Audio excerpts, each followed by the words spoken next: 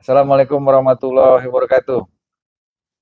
Jumpa lagi kita di channel Jembatan Hukum Indonesia. Halo, Sobat Jembatan Hukum Indonesia. Seperti biasa, saya Oki dan sahabat saya Bung Stephen akan selalu menemani Sobat Jembatan Hukum dalam kita berbincang-bincang khususnya tentang hukum ya Bang Stephen Betul, ya. Pak. Namun sebelum kita mulai, seperti biasa, Sobat Jembatan Hukum, tonton video ini sampai habis supaya nggak gagal paham. Betul. Namun jangan lupa subscribe, komen, like, and share. Oke, pada Sobat Jembatan Hukum, tadi kami sudah berbincang-bincang dengan Bang Stephen, dan kami juga sudah lihat email-email yang masuk ke email Jembatan Hukum ya Bang Stephen ya. Iya, Pak. Nah, jadi kayaknya hari ini kami berdua akan ngebahas tentang hukum perceraian. Karena banyak juga permintaan diskusi tentang hukum perceraian. Ya, request. Karena banyak juga nih, ada yang dalam emailnya ngomongnya, Bang tolong nih bahas hukum perceraian. Karena dari orang besar, orang terkenal, sampai masyarakat jelata, banyak banget. Akhirnya jadi ikut-ikutan. Jadi ikut-ikutan cerai katanya. Dampaknya. Dampak cerai. Enggak juga ya Sobat Jembatan Hukum. Nggak mungkin gara-gara orang besar, kemudian gara-gara orang terkenal. Ya, itu tergantung. Terus masyarakat jadi ikut cerai. Enggak. Ya, problem internal. Problem internal. Ya. Oke. Ya, jadi kita sepakat ya Bang Stephen. Betul, ya. Pak. Hari ini kita akan bahas bincang-bincang tentang hukum perceraian. Oke Bang Steve. Jadinya karena kita harus bahas hukum cerai, saya harus tahu dulu nih, pemirsa Jembatan Hukum juga harus tahu dulu landasan hukum perceraian di Indonesia. Itu landasannya undang-undang nomor berapa, pasal berapa, kemudian ini kan tersegmen juga nih Bang nih. Iya. Bahwa di Indonesia kan ada berbagai agama nih. Iya. Apakah hukum perceraian ini juga berpengaruh dengan agama dari masing-masing individu tersebut. Kira-kira gimana Bang Steve?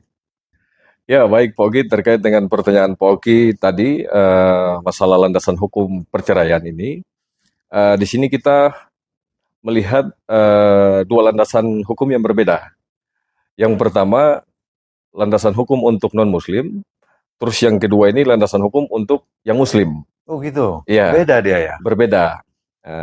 Kalau untuk kita mengacu kepada landasan hukum untuk yang non-muslim, di sini kita tahu bahwa itu diatur di dalam Undang-Undang Nomor 1 Tahun 1974 tentang perkawinan. Oh, tentang perkawinan. Iya. Oke.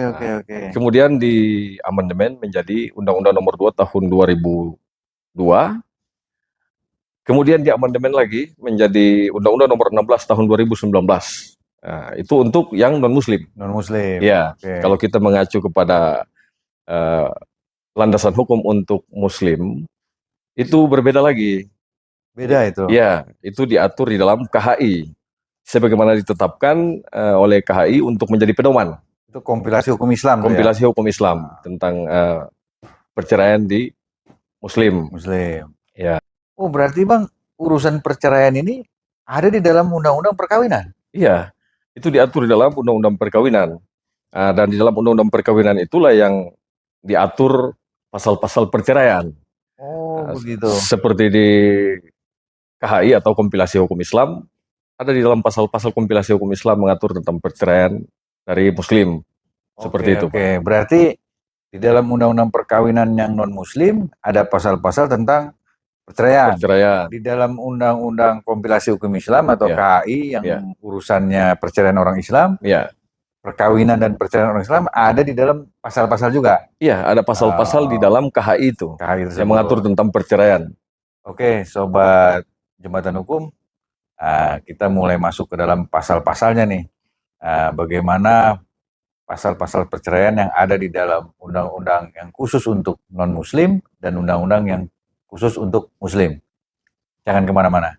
Oke, Sobat Jembatan Hukum, seperti yang Bang Stephen katakan tadi, bahwa untuk urusan perceraian yang non-muslim, itu diatur di dalam Undang-Undang perkawinan ya Bang ya. Betul. Nomor 1 tahun 74 landasan utamanya setelah diamandemen 2 kali itu ya. Betul. Terakhir tahun 2002 ya. Nah, itu kan diatur dalam pasal-pasal tentang khusus perceraian. Betul. Itu pasal berapa aja Bang? Nah, itu di dalam pasal 38, pasal 39, pasal 40, pasal 41 dan 42. Banyak juga pasalnya. Banyak, Pak. Itu mengatur perceraian semua. Itu yang perlu kita ketahui, bahwa pasal-pasal itu bukan saja mengatur tentang perceraian, tetapi dia mengatur tentang hak-hak yang mana kita ketahui bahwa ada hak asuh anak, ada hak dan kewajiban seorang suami untuk menafkahi istri dan anaknya setelah perceraian tersebut. Gitu. Kemudian ada harta gonogini, hak dari kedua belah pihak setelah perceraian juga. Itu ada hak bagian-bagiannya. Bang, kalau non-muslim kita tahu tadi, berarti pasalnya tentang pasal perkawinan Undang-Undang Nomor 1 tahun 1974. Betul. Dan amandemennya. Ya. Itu ada dalam pasal-pasalnya. Kalau khusus yang muslim, itu kita pakai dasar hukum kan KHI, Kompilasi Hukum Islam. Betul. Itu pasalnya juga berbeda? Berbeda, Pak. Oke, pasal berapa aja tuh Bang? Ya. Ini pasalnya berbeda dan juga mungkin lebih banyak pasalnya. Pasalnya. Ya. Karena di sini kita mengacu kepada pasal 115 sampai dengan pasal 122. Cukup banyak pasalnya. Bang Steve, berarti dari penjelasan Bang Steve, undang-undang hukum perceraian untuk muslim dan non-muslim kan berbeda. Iya. Kalau untuk pengadilan yang muslim dan non-muslim khusus perceraian ini berbeda juga? Iya, berbeda juga. Di mana bedanya Bang Steve? Kita melihat kepada si penggugatnya. Kalau dia beragama Islam, otomatis dia ke pengadilan agama. Kalau si penggugat ini agamanya non-muslim, berarti dia ke pengadilan negeri. Negeri ya. Oke. Demikian Sobat Jembatan Hukum, berarti dari urusan perceraian ini agak ribet juga. Iya. Ya kan, dari mulai undang-undangnya, landasan hukumnya berbeda. Betul. Kemudian pasal-pasalnya berbeda, urusan perceraian, dan pengadilannya pun berbeda. Ya. Oke Bang Steve, kalau gitu kita langsung ke pertanyaan aja. Nih Sobat Jembatan Hukum sudah nggak sabar karena sudah mulai banyak nanya nih. Baik. Nah, oke ya Sobat Jembatan Hukum, kita mulai masuk ke pertanyaan. Oke Bang Steve. Ya. Kita langsung ke pertanyaan aja ya, Sobat Jembatan Hukum. Kita langsung tanya jawab supaya langsung ke pokok permasalahan. Ya. Bang Steve, ini ada pertanyaan. Apabila seseorang mau gugat cerai, kemudian supaya gugatan cerai itu di pengadilan dikabulkan oleh hakim, itu alasan apa yang harus dia bawa ke dalam meja hakim ini supaya cerainya dikabulkan? Apa tuh Bang Steve? Ya, pokoknya jadi kalau berbicara terkait dengan alasan-alasan apa supaya dapat dikabulkan oleh hakim, mungkin ada beberapa alasan Pak. Salah satunya KDRT. KDRT itu? Ya, KDRT. Kemudian nafkah lahir dan batin. Katakanlah seorang suami misalnya dia memberikan nafkah, tetapi secara nafkah batinnya tidak. Lahirnya oke, batinnya tidak. Nah, itu pun juga jadi persoalan untuk bisa, makanya harus lahir batin. Harus lahir batin. Kemudian juga ada seperti mabuk-mabukan, dan mungkin perselingkuhan, kan ada persinahan di dalam. Itu dapat dikabulkan oleh hakim, begitu. Sepanjang bisa dibuktikan. Sepanjang itu bisa dibuktikan oleh pihak penggugatnya. Nah, mau suami ataupun istri. Dua-duanya, Pak. Jadi bukan konteks ini bukan untuk ke istri saja atau ke suami saya, tidak. Kedua-duanya mempunyai hak untuk menggugat cerai ketika itu tidak bisa akur dalam satu rumah tangga lah, seperti itu. Yang penting bisa dibuktikan sehingga dia pasti akan dikabulkan. Iya. Sebagaimana yang kita tahu di dalam ada adigium itu, affirmanti non neganti incambet probatio. Mantap. Ya, artinya beban pembuktian itu kepada pihak yang menggugat, bukan tergugat, begitu. Oke, siap Bang Steve. Nah Bang Steve, kalau urusan tentang hak asuh anak nih Bang Steve, itu di dalam hukum perceraian yang muslim dan non-muslim berbeda nggak Bang Steve? Sebenarnya sih tidak jauh berbeda Pak Oki. hampir-hampir sama. Oh gitu. Ya, karena kalau kita mengacu kepada yang non-Muslim, itu biasanya di bawah umur 12 tahun itu lebih cenderung kepada hak asuh anak jatuh ke tangan ibu. Oke. Nah, sama hal di dalam kompilasi hukum Islam pun juga mengatur demikian. Oh sama ya. Sama. Kalau anak itu sudah di atas umur 12 tahun, di dalam kompilasi hukum Islam maupun untuk di non-Muslim juga sama, di atas umur 12 tahun itu biasanya hakim lebih memberikan kesempatan kepada anak itu yang menentukan kepada siapa dia mau memilih, ibu atau ayah gitu. Kalau di dalam non-Muslim ya. Oke. Kalau untuk di kompilasi hukum Islam ini sudah jelas di situ bahwa jatuhnya ke tangan ibu ya. Ya.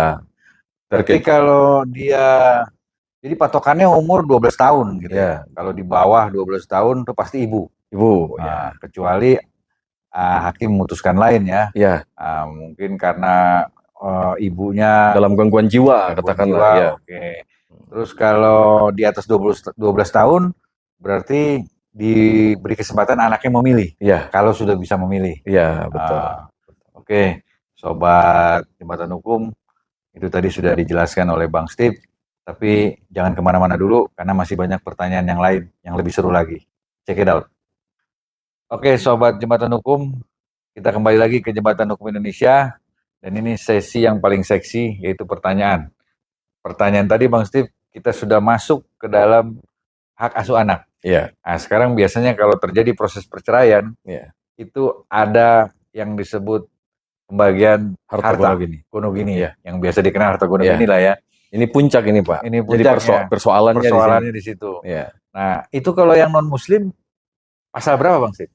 Kalau untuk non-Muslim diatur di dalam pasal 35 Undang-Undang Nomor 1 tahun 1974. 74. Ya. Kalau yang Muslim? Kalau untuk yang Muslim diatur di dalam pasal 119 KHI atau Kompilasi Hukum Islam.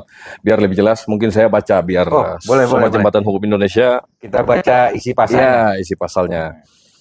Untuk non-Muslim diatur di dalam pasal 35. Ini mengatur tentang harta yang diperoleh selama perkawinan. Dalam hal ini harta bersama adalah harta gonogini yang harus dibagi secara adil antara suami dan istri jika terjadi perceraian. Oh gitu. Ya. Kalau yang Muslim tadi 119? Kalau berbicara tentang kompilasi hukum Islam pasal 119, ini menyatakan bahwa harta yang diperoleh selama perkawinan yang sah adalah harta bersama atau harta gonogini yang harus dibagi secara adil antara suami dan istri setelah perceraian.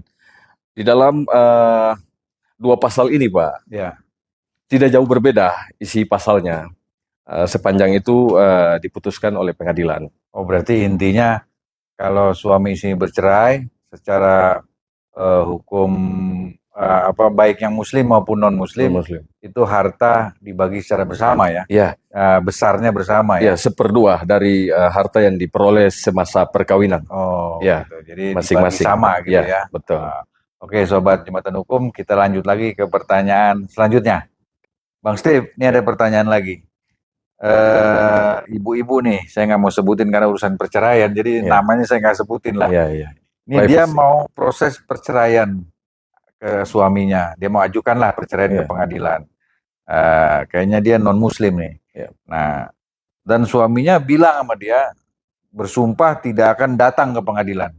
Itu gimana menurut Bang Steve?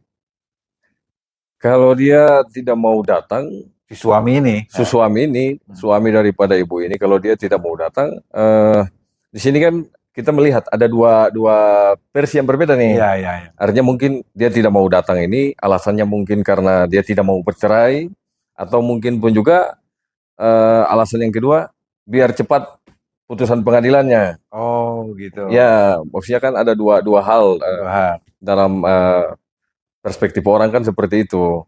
Nah, kalau memang dia tujuannya untuk supaya cepat putusan pengadilannya keluar, ya silakan saja. Oh, nggak usah datang aja. Nggak usah datang, biar cepat putusan, otomatis kan akan putusan persek akan keluar. Oh, gitu. Okay. Nah, tetapi kalau misalnya dia tidak mau datang dengan alasan bahwa dia tidak mau bercerai, otomatis kan merugikan diri dia sendiri, Pak. Oh, jadi kalau memang si suami itu tidak mau bercerai sesungguhnya, Iya, sebaiknya datang, wajib datang. sebaiknya datang. Oke. Kalau dia tidak datang kan ya merugikan diri dia Oh, sendiri. malah rugi dia jadinya. Iya, Oke, sobat jembatan hukum, khususnya para suami, kalau digugat cerai istri dan Anda tidak mau cerai, ya sebaiknya Anda datang dan jelaskan ke pengadilan. betul, Ya kan? gentleman. Gentleman Harus dan gentleman. jelaskan bahwa dia ya masih ingin bersama, Betul. mungkin ada konflik keluarga yang mungkin masih bisa diatasi. Iya, dan satu lagi Pak, artinya datang supaya menjelaskan sesuai dengan fakta. Nah, karena kita melihat dari sisi istrinya mungkin ini kan dia yang menggugat. Siapa tahu gugatan dia ini bisa saja dia melampirkan bukti-bukti yang mungkin sepihak, Atau begitu. kurang kuat gitu Kurang ya. kuat. Oh iya, ngomong-ngomong kan di pengadilan Bang Steve, ini harus ada proses mediasi dulu kan? Ya, Di harus pengadilan ada. perceraian nih Iya, ya. betul. Di pengadilan apa aja ada juga Harus kan? ada yang namanya mediasi. Terutama urusan pengadilan perceraian kali ini kita bahas ini pasti ada mediasinya. Iya. Nah, di mediasi itulah bisa dijelaskan. Iya, di Nah, situ. makanya bagi para pihak lah ya yang digugat cerai, kalau memang niatnya tidak ingin bercerai, Betul. sebaiknya datang karena di pengadilan ada Yang namanya mediasi. Ya.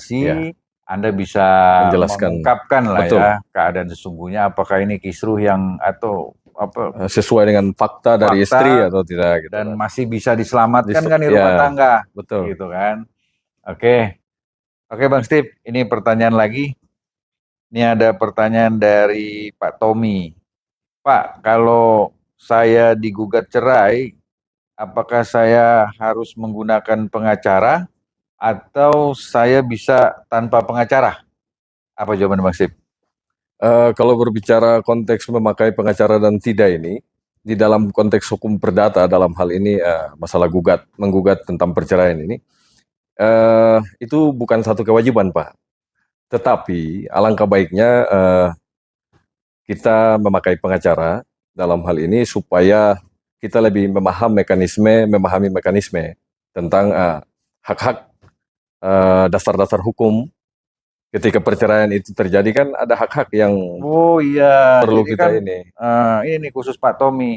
Benar Bang Steve. Iya. Jadi perceraian itu kan bukan sekedar perpisahan antara Anda dengan istri. Iya. Nah, setelah perceraian itu ada yang tadi kita baca undang-undang, ada urusan asuh anak, ada urusan harta gono gini, ada urusan nafkah setelah pasca perceraian. Nah, oke Pak Tommy, pertanyaan Bapak, jadi saya mengingatkan saya bahwa urusan perceraian pasalnya banyak dan bukan khusus pasal tentang cerainya doang gitu kan. Betul. Tapi ada embel-embel belakangnya. Iya.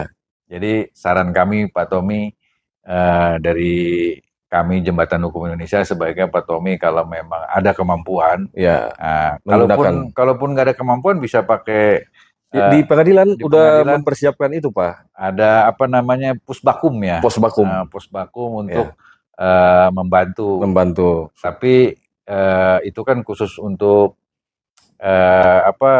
pidana ya kalau mau gratis ya. Iya. Tapi kalau adapun Anda nggak mampu, silakan dibicarakan aja. Iya. Bagaimana prosesnya supaya Pak Tommy kalau digugat dan gugatan itu dikabulkan misalnya oleh pengadilan, Pak Tommy bisa mengatur tentang harta gono gininya, asuh anak, supaya Pak Tommy tidak dirugikan lah intinya. Lebih memahami kayak aturan-aturan atau mekanisme yang mau saya ambil ini dengan jalan apa gitu. Ya, jadi nggak terlalu dirugikan, jadi semua sama. Ya, ada kepastian hukum dan keadilannya juga di situ.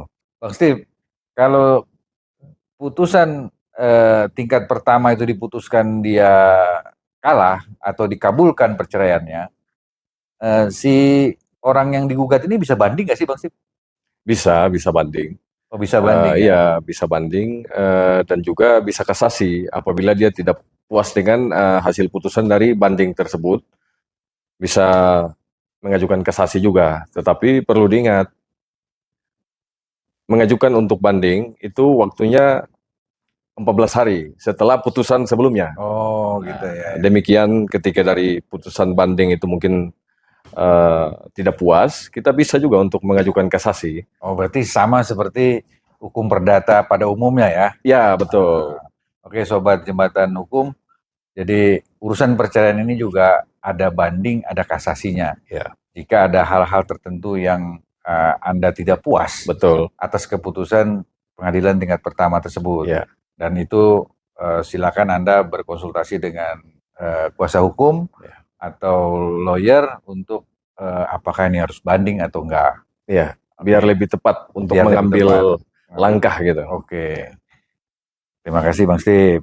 Bang Steve, tadi kita urusan perceraian, ini saya jadi teringat nih dari pertanyaan ada satu sobat jembatan hukum, dia bercerai nih Bang Steve, terus anaknya lebih dari satu, kayaknya dua nih anaknya. Dia bertanya cuma anak bagaimana Pak kalau anaknya lebih dari satu, tapi dia nggak sebut anaknya berapa. Anggaplah anaknya dua. Itu kira-kira hak asuh anak apakah satu buat ayahnya, satu buat ibunya? Gimana Bang Steve menjelaskan ini? Ya, kalau pertanyaan seperti ini kita melihat sisi umur juga, Pak. Oh, sisi umur? Iya, kalau seperti yang mungkin saya jelasin tadi, kalau memang umur masih di bawah 12 tahun, otomatis kan tidak ada negosiasi, artinya begitu. Sudah pasti putusan itu akan jatuh ke hak asuhnya di bawah ibu. Selama ibunya tidak kurang satu apapun.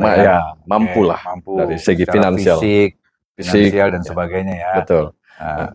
Kalau di atas 12 tahun? Kalau di atas 12 tahun, artinya lebih memberikan kesempatan kepada anak. Tetapi kalau anak itu mereka nangis atau psikisnya otomatis kan ini terganggu psikisnya, Pak. Jadi kan mungkin sedih, nangis, pokoknya kacau pikiran karena mereka kan sudah mulai mengerti. Biasanya kalau memang anak ini sendiri dia tidak bisa untuk memutuskan mengikuti ayah atau ibunya, di situ hakim akan menggunakan haknya untuk memutuskan sebaik-baik mungkin demi menjaga kepentingan anak yang terutama adalah ke psikisnya, jangan sampai terganggu. Mungkin dengan jalan ini dua-duanya, mungkin lebih dari satu Pak ya, dua-duanya atau tiga-tiganya semuanya diserahkan ke ibu, tetapi ada catatan. Mungkin dari pihak hakim juga akan menyuruh suaminya untuk 1 minggu menjenguk mereka ke rumah ibunya. Oh, dan pihak istri membolehkan suaminya berkunjung lah ya, demi anak ya. Demi anak. Oke. Karena putusan hakim seperti ini kan sudah dipikirkan, sudah dipertimbangkan sangat matang sekali, dan menurut keyakinan hakim, dia sudah melihat ini sebagai satu persoalan yang tidak bisa ditolerir begitu Pak. Harus dia langsung mengambil satu keputusan yang bijak. Oh, berarti khususnya untuk kepentingan anak tersebut? Iya, demi kepentingan anak. Oke, Sobat Jembatan Hukum, itulah tadi tentang pembagian hak asuh ya. Iya. Apabila anaknya lebih dari satu, berarti tidak semena-mena satunya di bapaknya, satu di ibunya, tidak semena-mena itu ya. Iya. Tapi hakim akan baik umur diperhatikan ya, 12 tahun ke bawah atau 12 tahun ke atas. Iya. Dan yang paling utama adalah untuk kepentingan anaknya. Iya. Supaya psikis anaknya, psikologi anaknya ini tidak terganggu. Iya. Walaupun udah terganggu, tapi supaya lebih tenang lah. Iya. Gitu ya. Itu penting sekali psikologi. Oke Bang Sip, ini pertanyaan terakhir nih. Iya. Dia ada pertanyaan nih, dia menikah tapi tidak tercatat, jadi kayak di bawah tangan aja, karena di desa dia nih. Jadi nggak datang ke KUA atau datang ke pengadilan, dia nikah aja antar keluarga besar aja dia. Nah, terus sekarang dia mau cerai. Apakah perceraian ini harus dia datang ke pengadilan atau ke KUA hukum agama ini, ke KUA, ke pengadilan agama atau pengadilan negeri untuk bercerai seperti yang Bang Steve bilang, karena dia nikahnya tidak pakai surat menyurat nih. Oke.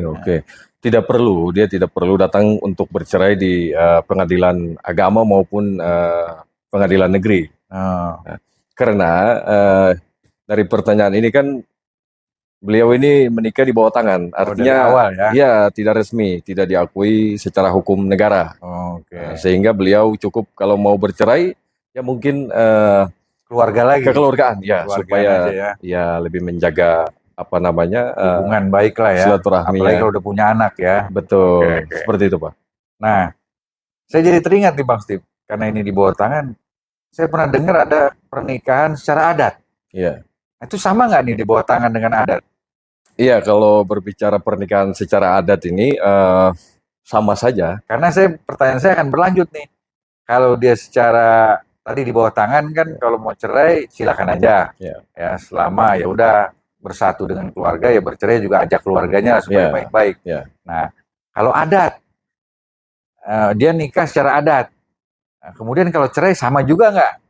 Langsung aja cerai gitu, atau lewat hukum yang tadi Bang Steve jelaskan? Iya, jadi kalaupun dia nikahnya secara adat juga, yang perlu kita ketahui bahwa nikah secara adat ini juga sama dengan nikah di bawah tangan. Sama? Iya, artinya nikah secara adat ini artinya sah di mata keluarga. Artinya secara adat. Jadi ketika mau katakanlah berpisah atau bercerai pun juga, mungkin secara adat juga mengumpulkan keluarga, bicarakan baik-baik supaya tidak menimbulkan konflik di kemudian hari. Apalagi sudah ada anak mungkin ya, kita lebih memikirkan untuk kepentingan anak. Oke Bang Steve, terus kalau yang saya pernah dengar nih Bang Steve, ada orang dia nikah secara adat, tapi terdaftar. Bingung saya, maksudnya apa tuh Bang Steve? Yang maksud dengan Pak Oki bilang terdaftar ini, terdaftar secara negara?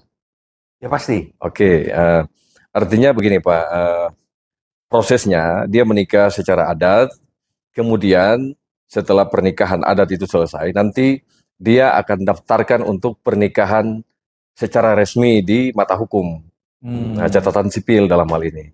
Setelah seperti di tempat kami itu, setelah saya nikah adat, kami nikah adat di sana.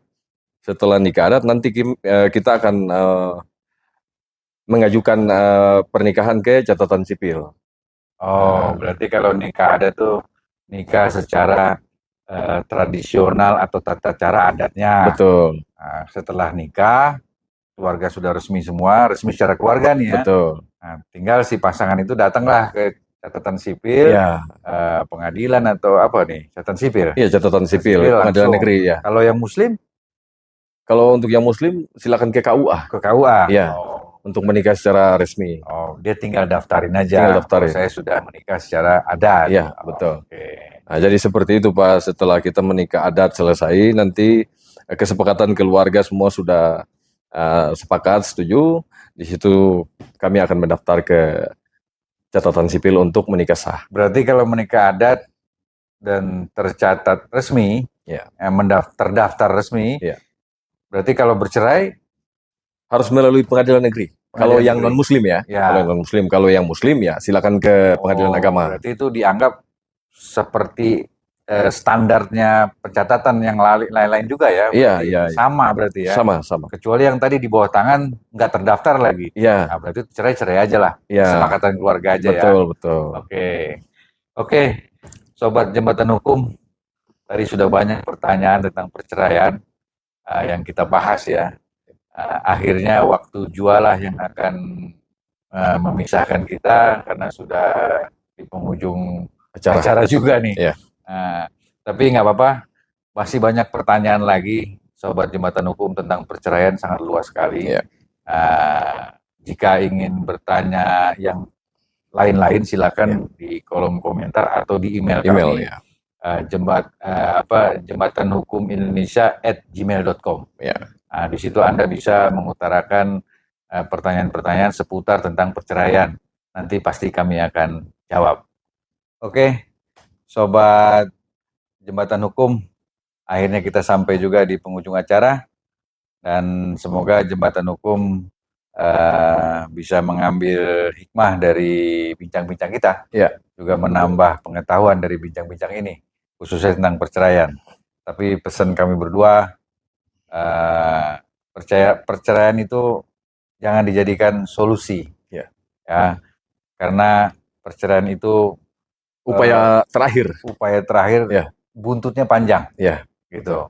Karena kasihan buat anak-anak yang ditinggalkan akibat perceraian tersebut. Begitu pula harta juga jadi terpecah belah. betul. Padahal harta itu kita cari pasti untuk anak-anak, bukan untuk siapa-siapa, untuk keluarga lah tempatnya. Jadi demikian Sobat Jembatan Hukum. Seperti biasa, Sobat Jembatan Hukum, sebelum saya akhiri, Bang Steve ada pesan-pesan? Ya, baik Pak Oki, mungkin saya mau menyampaikan kepada Sobat Jembatan Hukum Indonesia untuk teruslah berbuat baik dan juga berbagi kasih dalam kemaslahatan.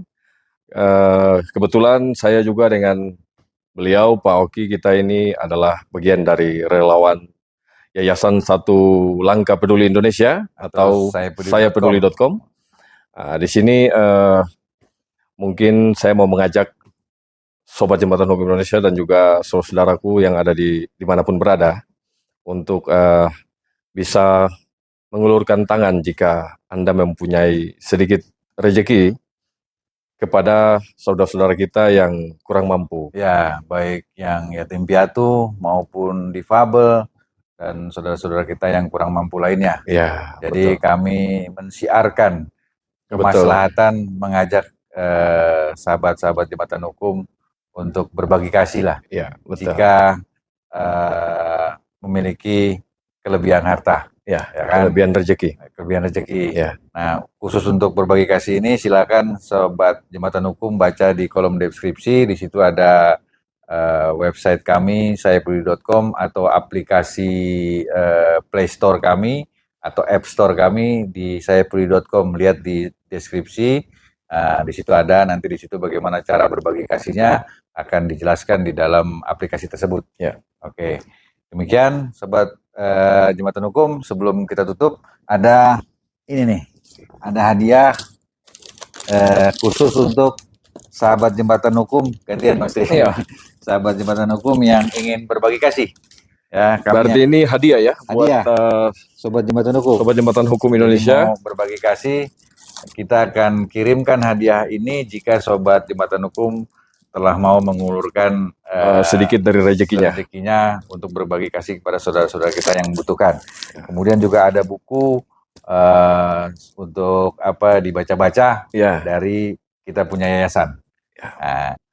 Oke, Sobat Jembatan Hukum Indonesia, akhirnya kita sampai di penghujung acara dan terima kasih kepada Sobat Jembatan Hukum telah menonton video kami sampai habis. Dan semoga nantikan video-video bincang-bincang kita Bang Steve ya. Next dengan pembahasan hukum yang lain yang lebih seru dan pastinya dapat membuat kita mendapatkan ilmu dan pencerahan yang lebih dalam. Sebelum saya akhiri, jangan lupa subscribe, komen, like, and share. Dan setelah itu Bang Steve ada pesan-pesan terakhir? Untuk Sobat Jembatan Hukum Indonesia, seperti biasa, kita perlu ingat bahwa hukum itu seperti jembatan yang menghubungkan kita dengan keadilan dan juga kepastian hukum. Ingat, lex semper debit remedium, hukum selalu memberikan solusi. Terima kasih. Wassalamualaikum warahmatullahi wabarakatuh. Shalom.